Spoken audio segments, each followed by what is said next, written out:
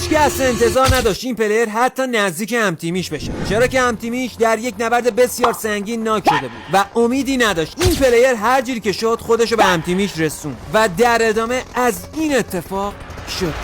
معرکه رو نگاه کنید حاجی، چند تا من دارم اسموک میبینم، همه جا پر از اسموک. نایس، اولی رو زد، ناک کرد، ایزی کیلش کرد، یعنی ناک فینیش. بذار ببینم، صدا نیدو من گرفتم، صدا پای خیلی زیادی دارم من میشنوم. مولتوو میندازه که نتونه روش راپله هوش بده. اوکی، همتیمیشو داره ریوایو میکنه، این باور کردنی نیستش. خودشو وارد این معرکه کرده، همتیمیشو داره ریوایو میکنه. نگاه کن از همه جا دارن روش هوش میدن. اولی رو ناک کرد، فینیش کرد. جی خیلی تمیز این کار انجام داد. بذارید ببینید توی معرکه چه تصمیم میخواد بگیره.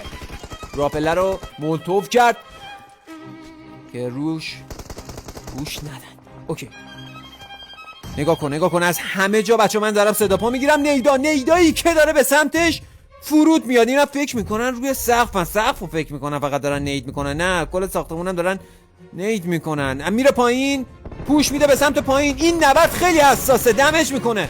نایس، بازم ناک نشده. بذار ببینیم چیه. از همه جا دارن بهش تیر اندازی میکنن. این پلیر وارد یه معرکه باور نکردنی شده به نظر من آجی.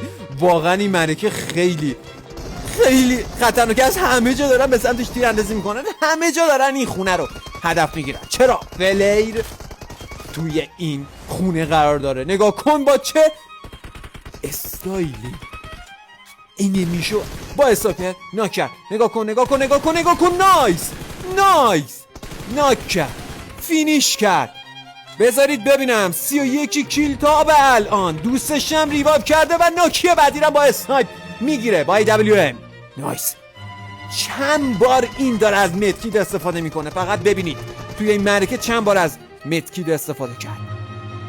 جی نیدی که میندازه. واسه ببینم کیو داره نید میکنه. این سرشو میاره بالا، کلا دمیج میشه. پشت سنگ مثل که انمیه. این بر سمت راست پشت درخت هم انمیه. واسه ببینم میخواد چیکار کنه. نایس هدشات تمیزی بود حاجی. درجا ناکی اصلا فرصت نمیده به انمی داره روش پوش میده.